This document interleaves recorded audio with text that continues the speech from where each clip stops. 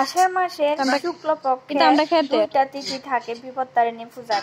তো আমরা দ্বিতীয় যে তিথিটা থাকে ওই তিথিতে আমরা বাড়িতে পূজা হয়। তো এ বছরে পড়ছে জুলাইয়ের 1 তারিখে আমরা বাড়িতে পূজা।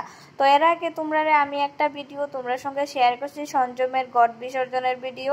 তো গড বিসর্জন কইরা আয়েসিরা আমরা এদিকে সঞ্জমের খাওয়ান প্রথমে খাইলাম চিরা, দুধ, কলা, আম খাইলাম, তারপরে বানানি হইতেছে দুপুরের লেগা রুটি। তো হাই হ্যালো এভরিওয়ান, সবাই কেমন আছো? আশা করি ভালো আছো। সুন্দর ছোট্ট একটা ভিডিওতে তোমরা অনেক অনেক অনেক অনেক ওয়েলকাম।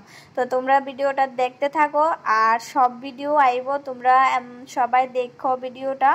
আর কেমন লাগছে অবশ্যই কমেন্টে জানাইও। আর সঞ্জমের এটা হলো দুপুরের ভিডিও, সবাই এদিকে কাজকর্ম করতেছে আর এদিকে দেখো রাত্রেবেলা লেগা সবাই সবজি টবজি সব আগের থেকে কাইটা রাইকা দিতেছে, কারণ বিকালবেলা আবার যাইতে লাগবে জল ভরার মধ্যে। অধিবাসের জল ভরা সন্ধ্যার সময় অধিবাস শুরু হইব। তো অবশ্যই তোমরা সঙ্গে আমি ভিডিও শেয়ার করুম, তোমরা দেখতে থাকো। আর এদিকে দেখো সবজি টবজি সব বানানো রেডি হয়ে গেছে গা। আর এদিকে আমি আর ঠাম্মা গেছি গা ক্ষেতের মধ্যে দুব্বা তুলতাম, কারণ একটু পরেই আমরা বাইরে জল ভরা অধিবাসের।